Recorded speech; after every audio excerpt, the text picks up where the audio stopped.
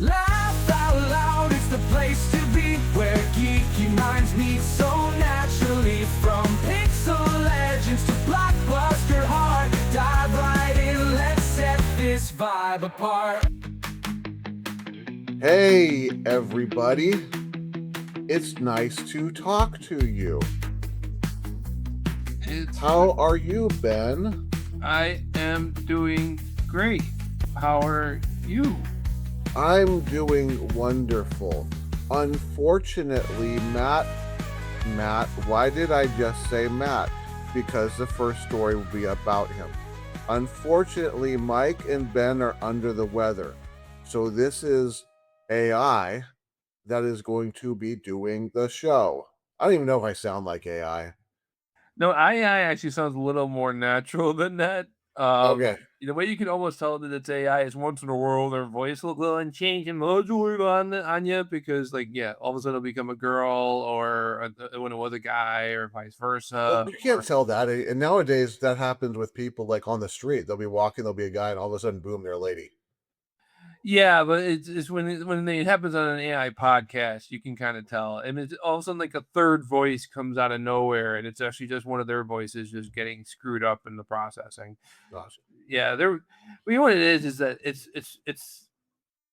they have it available at a level where it might not be ready for where quality wise, Mm-hmm. it might not fully be ready at the level that they have it available. Mm-hmm. Because of stuff like that. But those are just small things. If those are the negative things that are on it, otherwise it's pretty good. I'm going to disagree with you, but that's okay. So I want to tell this story. Go ahead. So I just picked up a bender. Yeah. My buddy Matt, as we all know, Matt, who has no relation to Dr. G, at whatsoever, two completely separate people. Oh my God! Don't spend too much time on this. Go ahead. Okay. So he came by. So you're saying that Dr. G and Matt. So he came by because I said we're gonna have emergency Sunday. He had no idea I had this. He had no idea. All he knew is we're gonna jam. He gets in my house, 10 a.m. He goes, this is so bad. He goes, I locked my keys in the car, I think. Oh, Matt, okay. Go check. He goes out, he's like, yeah, the keys in the ignition in the car. Doesn't he have a Tesla? No, he's in this PT Cruiser at this point to drive it. No. Okay. So we jam and everything. He calls his wife. His wife's going to come with the key so he can open the door.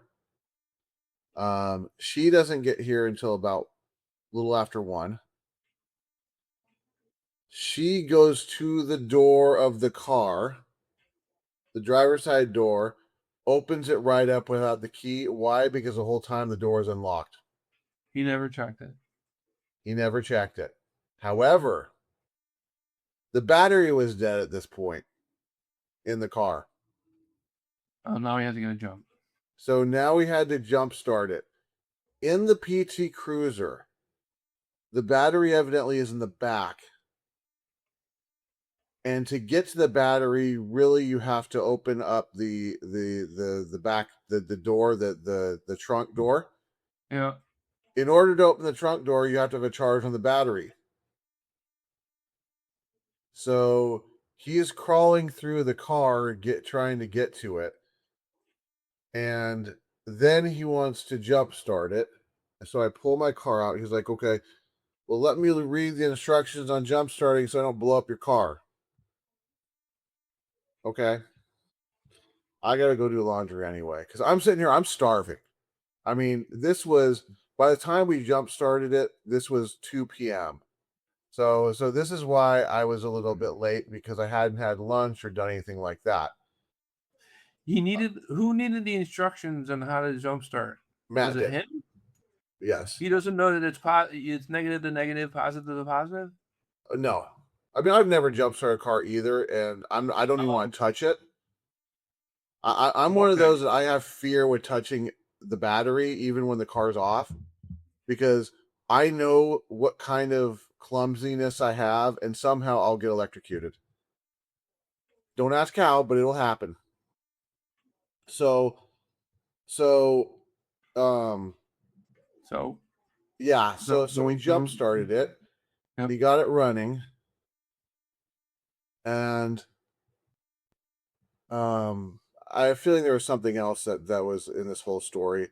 But His wife's there, his wife, and she had to come all the way over there, even though the door was open. So he yes, wasted her time. I'm yes. sure that you probably didn't jam as much as you wanted to because you probably wanted to make sure. Oh, I got to know when she's going to get here, type of No, well, thing. we had to wait for her. Oh, you couldn't even jam or anything. Oh no, we were jamming. We were jamming Okay, inside. good. Like you're there anyway. They can sit there and wait like a bunch of lot. Okay. Yeah. So we got that part done at least.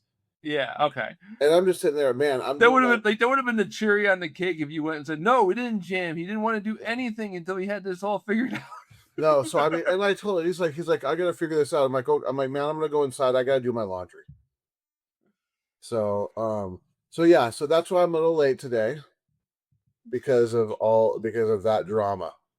Well, nobody at home knows that you were late, but okay, thank you for filling me in on You're that. welcome. And it's so typical of Matt to go through things like that. Oh man, everything's getting worse, and they're charging more for it. Well, I was telling you before we went on the air, I was watching all these videos of these people like going into debt to just go like to Disney World. Yeah. The Disney World. That's it. They're going to this one place, the quote unquote happiest place on earth. And it makes me wonder like how much because I know a few people who recently went and I Mhm. wonder how much they paid and how many of them like had the money set aside versus how many just went and said, "Oh, we'll just put it on a credit card." Yep. The happiest place in the world because they know how much they're taking from you. And they're The happy about it. there's videos where they show how much stuff used to be, how much the prices used to be versus how much it is now. And then there's one video I was telling you about where this guy was going on the VIP thing and he showed you exactly what the VIP treatment is like. I don't know how Yeah. much it costs, but it's really nice. Like you go to the employee entrance Uh-huh. for some of the rides. So like you're skipping lines. You're skipping every line.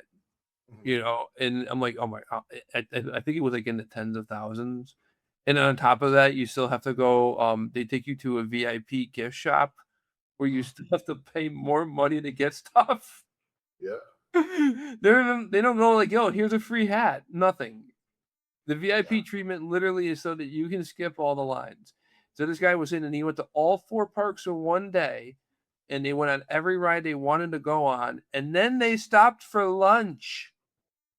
Yep. For lunch. That means he did all this before noon or ish. Before, okay, let's say lunch was late, 2 o'clock. All before 2 o'clock. Mhm. That's unheard of in Disney. You know, people go to Disney World, they go to one park and they go to three rides, and that's the whole experience Yeah. because they didn't buy the fast pass or whatever the hell they call it now, the premium pass. They didn't buy all the passes. There's passes for everything. It's like a video game. It's like if you got these 2K and Madden games or any of these other games where they have like you get the season pass, but then you like wrestling has the season pass and the ring pass.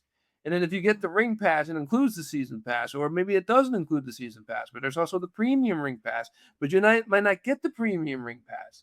But if you do get the premium ring if See, you I do thought get when the you said premium, it's like, dude, I remember these loyalty stuff and these upgrades used to be simple.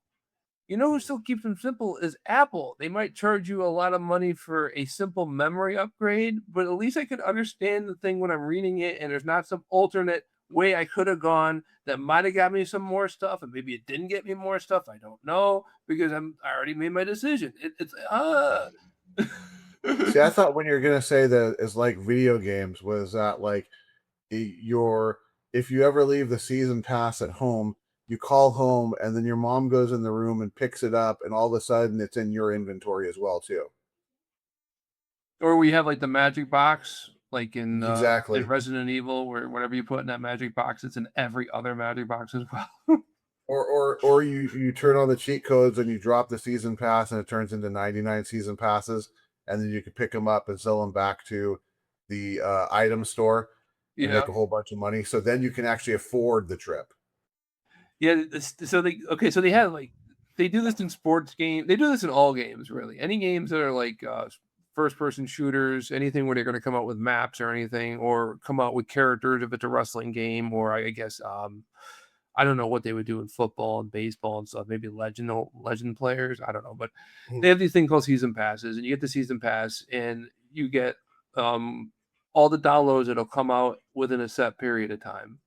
Mhm. And then you got games like AEW's Fight Forever that had 4 season passes, Mhm. and every season was just like 2 downloads. That was like, oh, that's the season. Like, are you Yeah. kidding me? WWE did 1 season pass, and they're the most money hungry of them all. They do 1 season pass.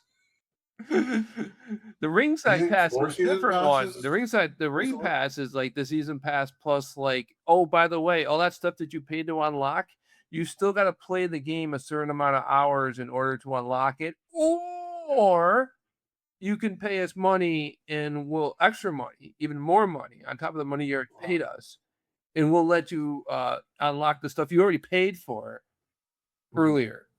And that is 2K26, and that's why nobody likes it. Yeah. Well, 4 season passes, that's like standard for fighting games.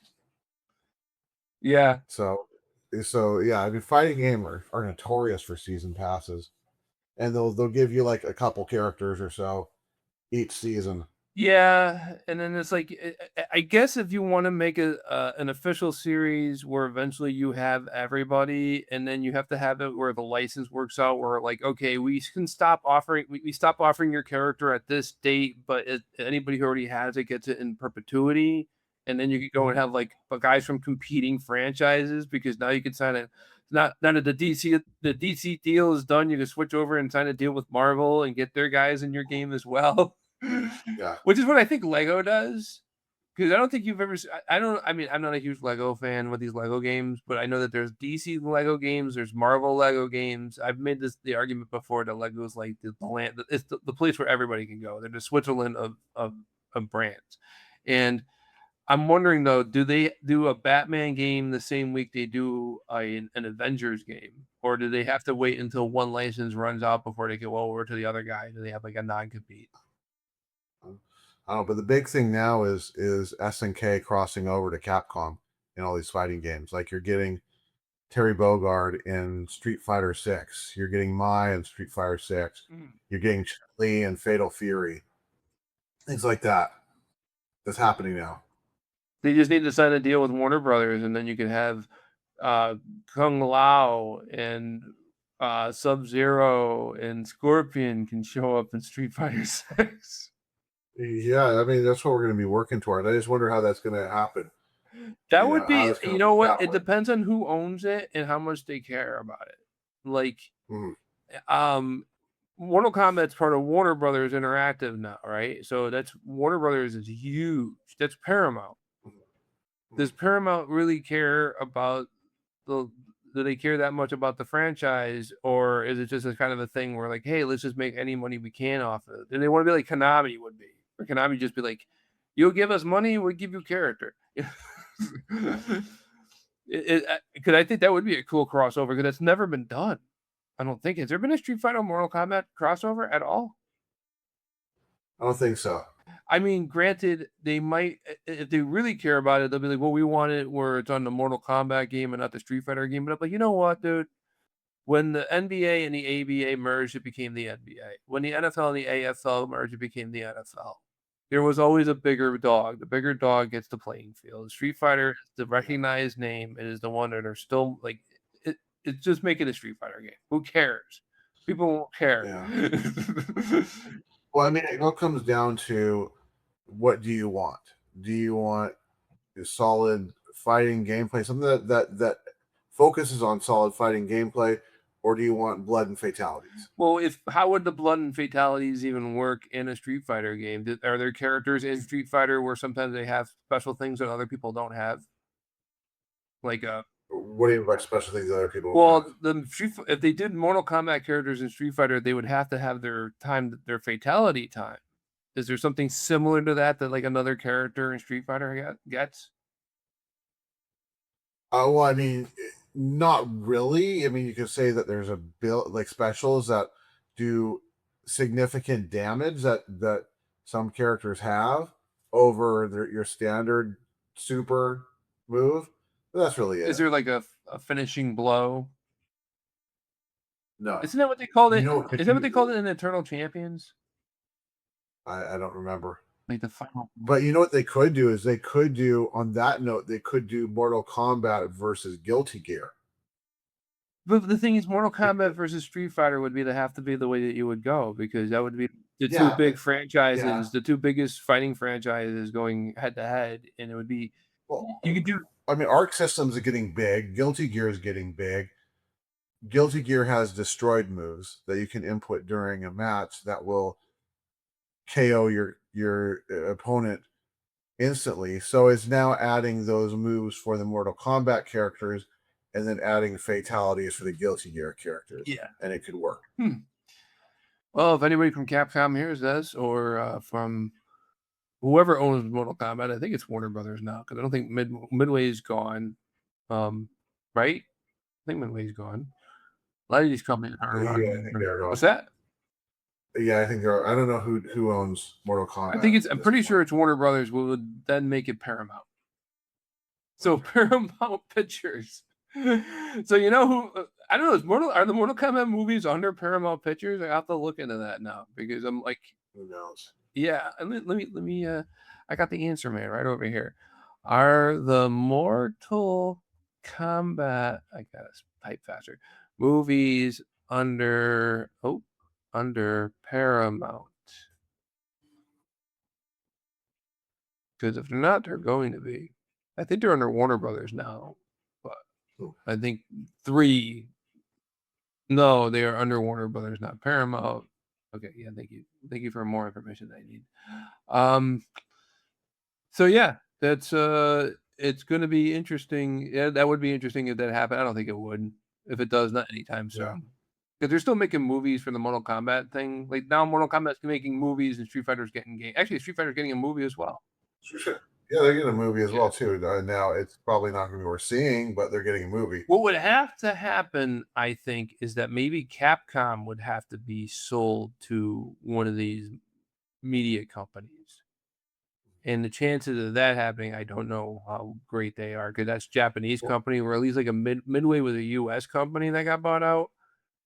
Where here it'd be like a Japanese company, maybe another bigger Japanese company, but that's not gonna. It'd have to be like where these two companies either already do business together, or they eventually just end up under the same umbrella. Yeah. So, all right. So speaking of movies that maybe aren't worth seeing, we got some movie reviews for you. Yeah.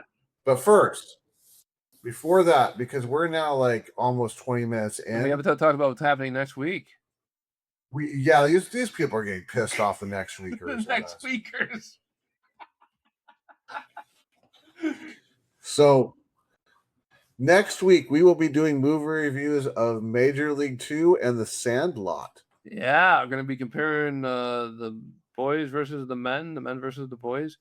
Oh, that's one of the things I wanted to talk about real quick.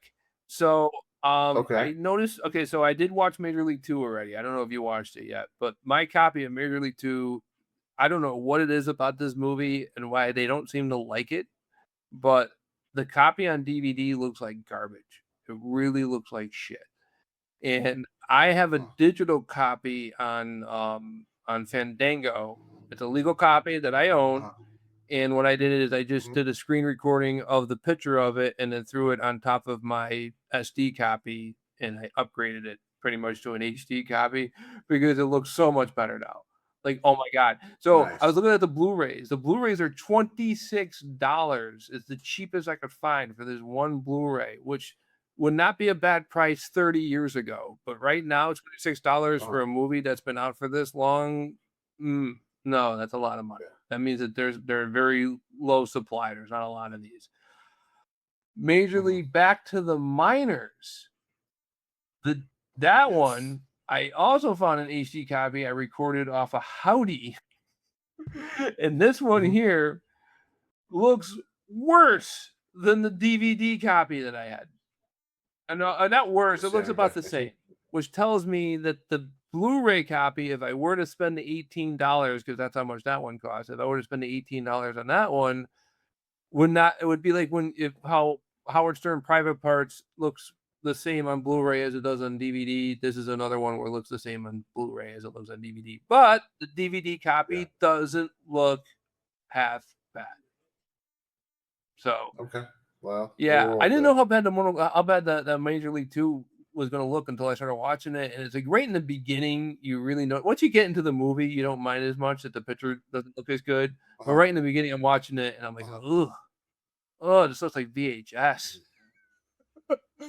I gotta fix this thing. Nice. Don't I have a copy of this digitally somewhere? And Mhm. because I have the necessary hardware, you just can't go ahead and do this, folks. You gotta have the know-how and all that fun stuff. Yeah, Yeah, don't don't try try this this at at home. home, It isn't. which is actually where you Yeah, should be trying yeah, it. yeah. All right, so we let's get started with this week. This week is Fishies Out of Water. She's out of water. Okay. I don't know what you're calling it. I just made that No, up there on the spot. I was calling it "It's Raining Fish." Like it's raining Okay, fish. Hallelujah.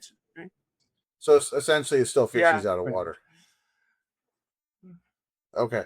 Um, so we are talking about Yes. Jaws, and we are talking about Sharknado. Yes. We're gonna do them in that order. It's Jaws and Sharknado. Ben, I will let you take the first on both of them because it's so much easier to do it Okay. that way. So I'm gonna get the first one up.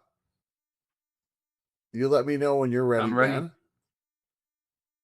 Okay, and the first one is up now. Jaws is a 1975 American thriller film directed by Steven Spielberg and based on Peter Benkley's 1974 novel. It stars Roy Schneider as Police Chief Martin Brody, Robert Shaw as Shark Hunter Quint, and Richard Dreyfuss as marine biologist Matt Hooper. The story follows the three men as they hunt a great white shark terrorizing the fictional seaside community of Amity Island. Released on June 20th, 1975, Jaws became a major critical and commercial success. Its wide theatrical release and extensive television advertising helped establish the modern summer blockbuster model. The film is also known for John Williams' Academy Award winning score and its influential use of suspense. It spawned three sequels and is widely regarded as one of a landmark movie in American cinema. This is always a fun one to watch. I haven't watched Jaws since I got actually I think the last time I watched Jaws is when I first bought this 4K Blu-ray that I have of it, and then to watch it again and to really pay attention to it now because like how now I'm reviewing it and then how everything's done where there's a little bit of gore, but you never really see anything Yeah. gory happen. It's all implied. It's a lot of they change the camera at the very last second and you just see people's faces, that type of thing. Like they did in what Alfred Hitchcock liked to do in Psycho. And it's just also the fact that they don't show the shark as much, but that has to do a lot more with the fact that the shark wasn't a good model. I did go and actually see the shark model that they use in the movie. They actually have it at Universal Studios in Florida. I actually saw it. I went on the ride with my grandfather, and they kind of Mhm. mimic kind of what it was like for like what it would have been like if you were in the movie, sort of what it's like for the shark to come up at you and stuff. And it's kind of cheesy, but it's still kind of cool because you get to see kind of an idea what it was like when they were filming this thing. And it's just yeah, it's a good movie. It's a so I'm gonna give it a thumbs up. I'll get that out of the way. And I do think that this is almost a movie that you probably should watch, especially if you're gonna, if you're diving into cinema, no pun intended.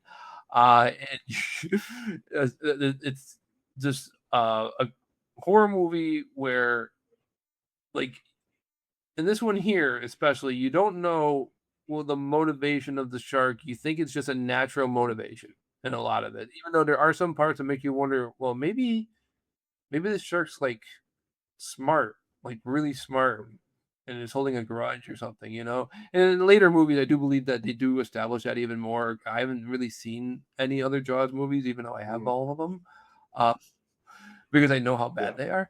I've been told they're horrible. But I heard this is really, really good, and the rest of them are really, really bad. Mhm. Um, I'm the whole thing with the three guys like getting like the camaraderie that they end up forming on the boat while they're waiting for the shark to come back around, and then like all of a sudden they're getting attacked while they're Yeah. singing. They didn't get along at first, and then like it took a while for them to like because like you got what's the character's name? The captain. Matt. No, oh the captain. The captain didn't get along with. He didn't get along with any of the Yeah. guys. He didn't get along with Brody or Hooper, but he seemed to warm up because Hooper became almost like his first mate. And at first, he's being rude to him, but after a while, it's almost like he's just being rude to him now because it's like he's training Yeah. him. This is just Mhm. his training technique. He's not like, he actually likes the guy, Yeah. kind of, sort of. And it shows later when they're all hanging out.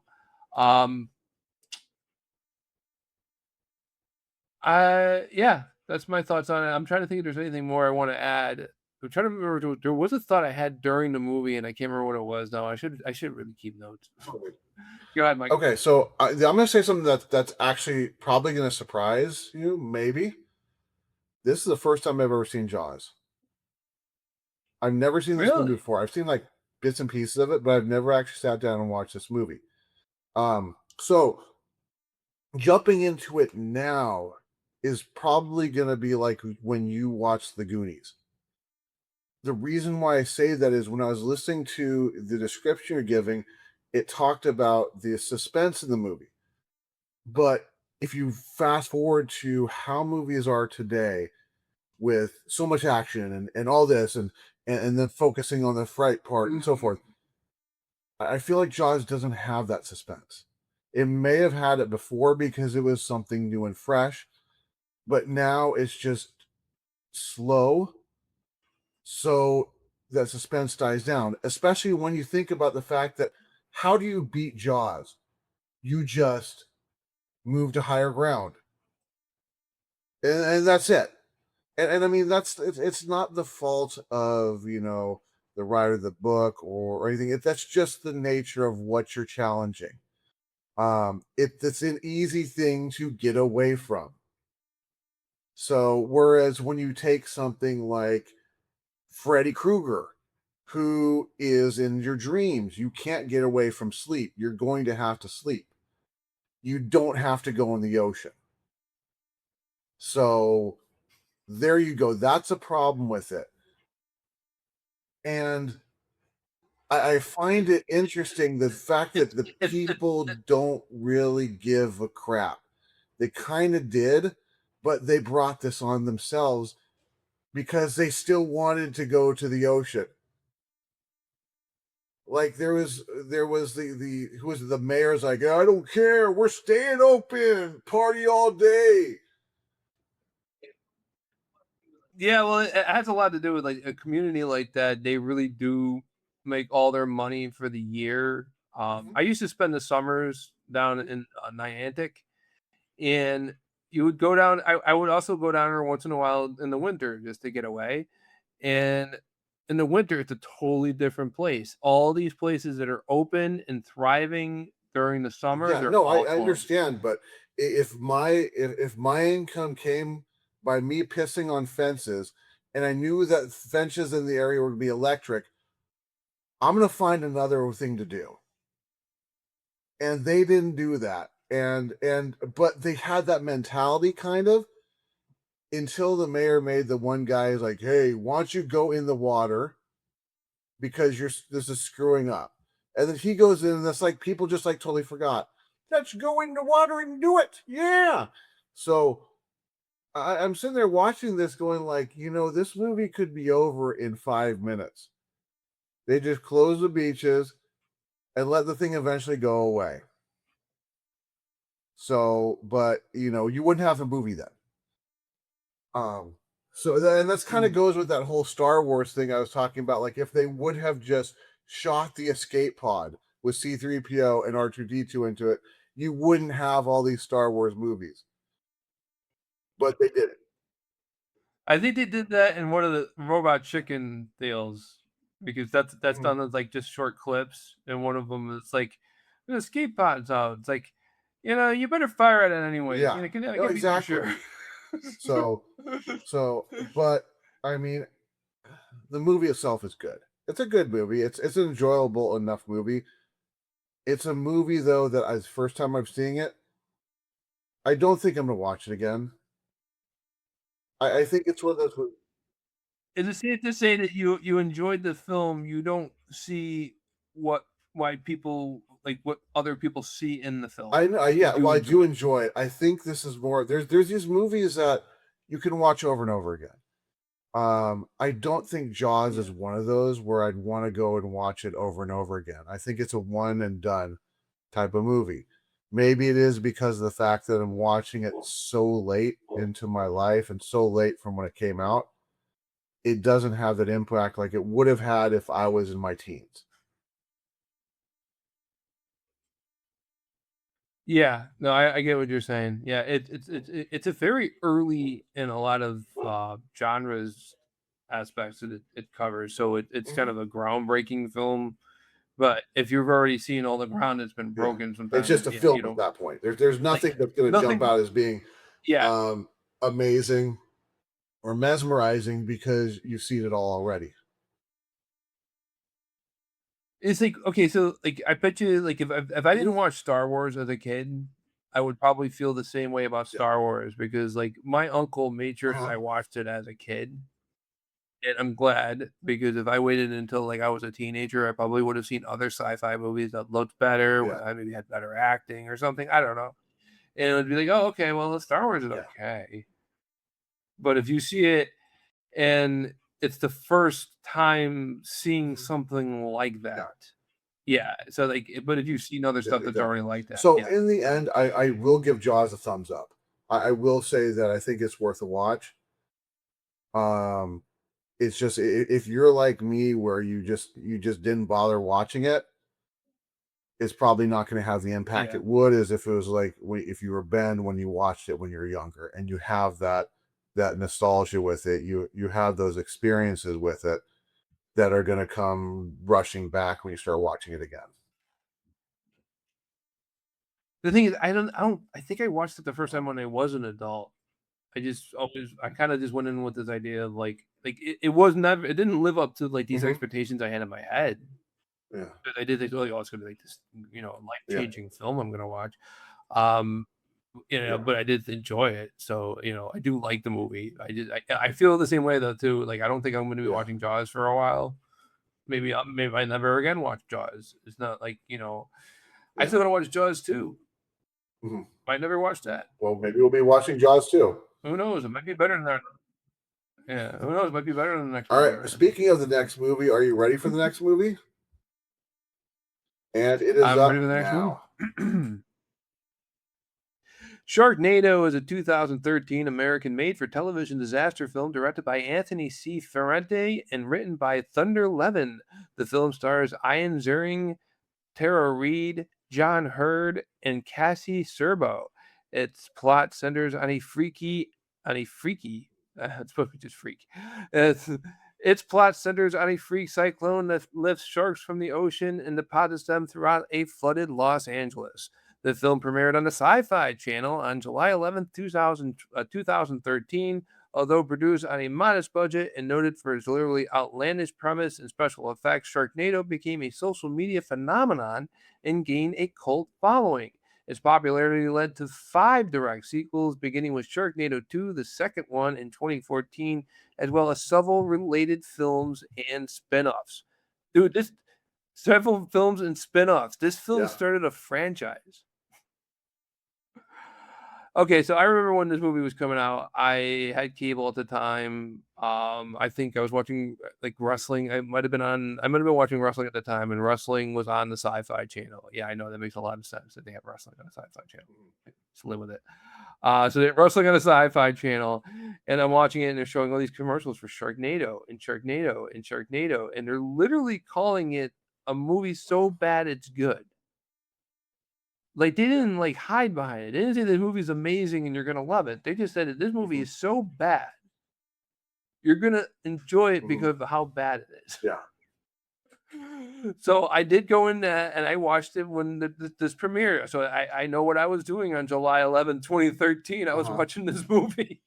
And I watched it on the Sci-Fi Channel. I thought it was, oh, it's not my favorite bad movie, but I enjoyed it enough where here we are years later. I thought of it and recommended it. Um, Tara Reid, she's the girl from American Pie.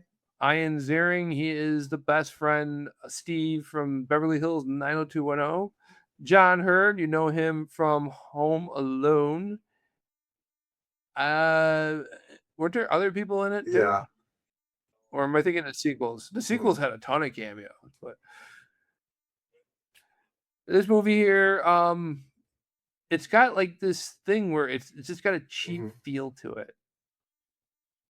Never mind the fact that the special effects are just overboard with how bad they are.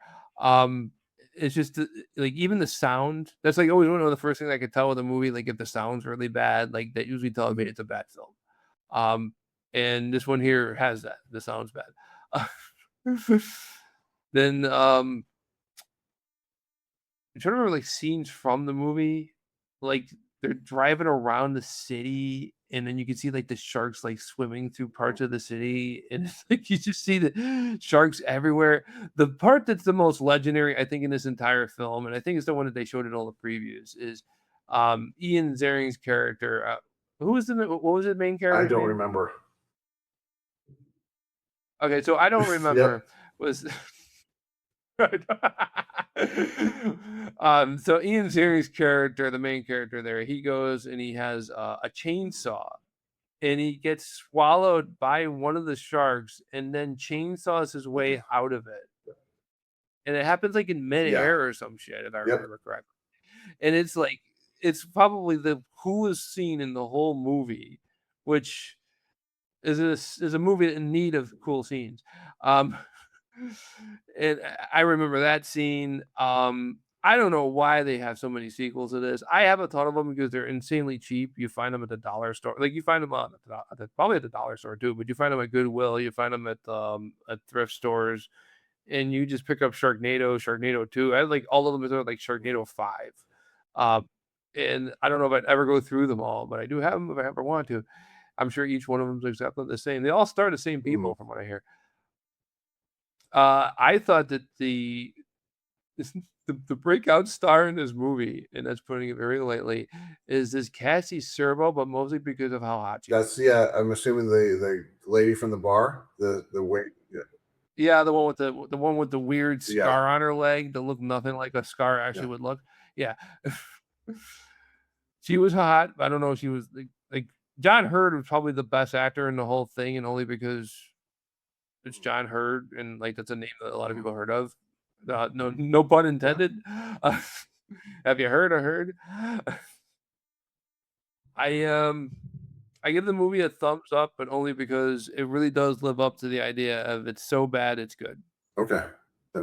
and it's enjoyable. It's something you can put on in the background, and it's not going to be like, oh, get this off. But it is a background movie. This is something you put on because it's on in one of these streaming services and you're looking through something to watch. You could throw on Sharknado and know that okay, you'll have something that's semi interesting, and you can look at the TV every once in a while between like cleaning the living room or whatever it is you're doing. Got it. Go ahead. Okay, so I'm going to say something that's a little shocking, just like the beginning of Jaws. This is not the first time I've seen this movie. Yeah, you mentioned that I saw Sharknado. I saw Sharknado a long time ago when it was new, and I enjoyed it when I watched it because it's so bad, so good. Now, when I watched it this time, I kind of took those "it's so bad it's good" goggles off and watched it for what it was. And I realized that they knew it was so bad when they were doing it, and they want to capitalize on that. Well, that's for And sure, I think, especially with like some of the stuff that they do, and just how deliberately bad some of the effects are, and they still run with it. Like I have yeah, this is on DVD. This isn't like some movie like we talked about. I forget what movie it was. We talked about a couple months ago where I have it on Blu-ray and I really should have it on VHS because the Blu-ray shows off too many of the effects not properly working. And this is another one of those where you should probably watch it on VHS. So let me finish my thought on this, because there's a relevant reason why I'm mentioning this. I think that the fact that they knew this was bad and they're still going through with this, to me, makes it start to lose its shine, because there's no way I can't bring Birdemic into this and compare the two, because in a way the two of them are I thought similar. of Birdemic too. And well, the Birdemic, what makes Birdemic so good in a bad way, and sorry that just fired off, is that the director who was doing Birdemic thought that he was putting together a masterpiece. That's why The Room is so good. And yeah, exactly. And they think that there's this deep message that they're trying to deliver to you. And only they can do it. Sharknado doesn't have this. It doesn't. So really, it's benefiting the fact that you want to sit there and turn your brain off and just watch something that's stupid. Yeah, basically. it's a step below watching a Godzilla movie. Godzilla is enjoyable. This no, I'm talking about the fact that you can turn your brain off. Oh, I know what you mean, but I'm just saying it's. I mean, Godzilla. They know that it's not. They're not doing. They're not making Shakespeare either. They know that.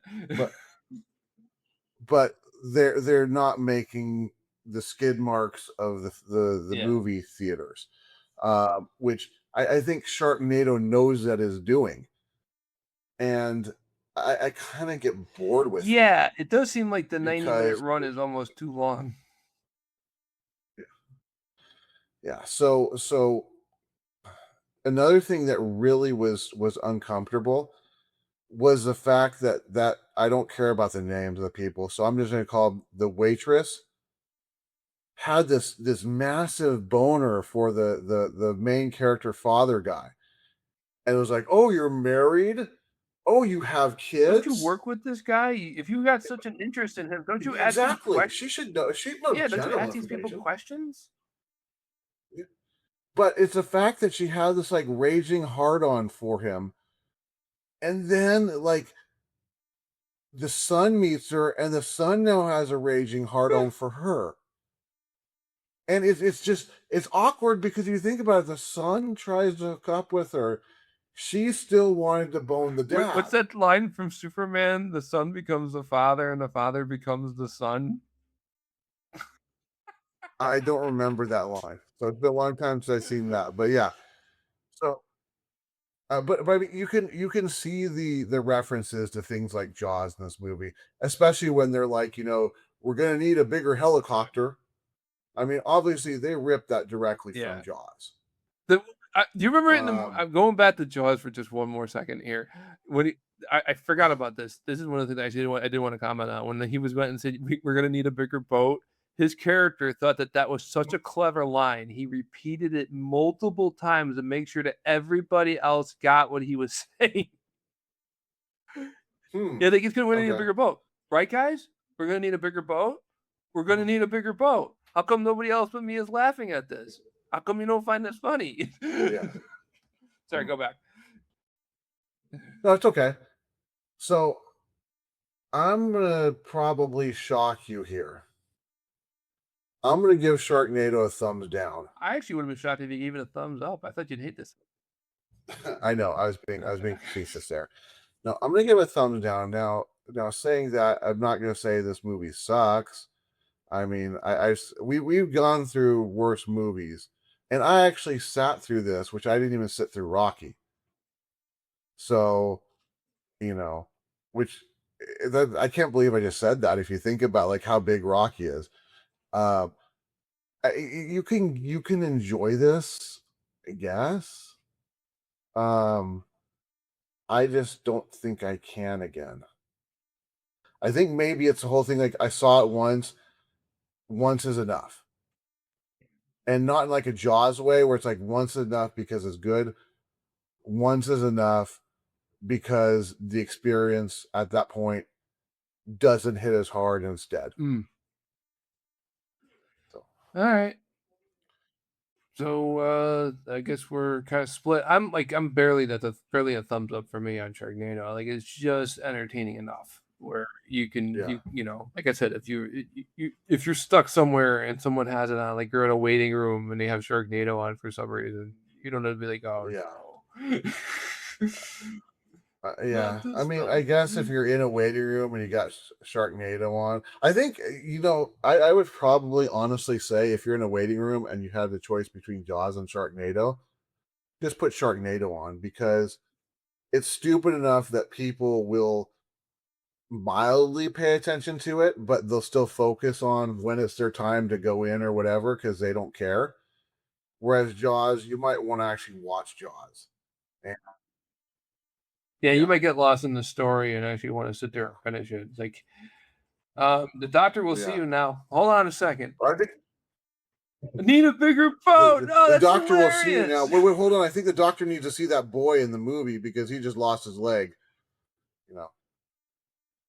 I think the doc's gonna need a. Hey, Doc, you ever heard the line? We're gonna need a bigger boat. Yeah, yeah, we show that movie all day. So that So those are our that is our thoughts thoughts on on that. that. So again, next week, if you're one of the ending next weekers here, next week we will be talking about Major League 2 and The Sandlot. Yes, we'll be going back to the baseball diamond, and then we're gonna be doing Major League 3 on top of that. When The are we following doing week that? we'll do Major League 3 and basketball. Yep. Basketball. So I gotta watch that now. Okay, And that will pretty that's much an conclude interesting. our baseball movies. Because there's no way I'm watching something like The Natural or Bull Durham or one of those baseball movies. How about I don't even know what Moneyball? that is.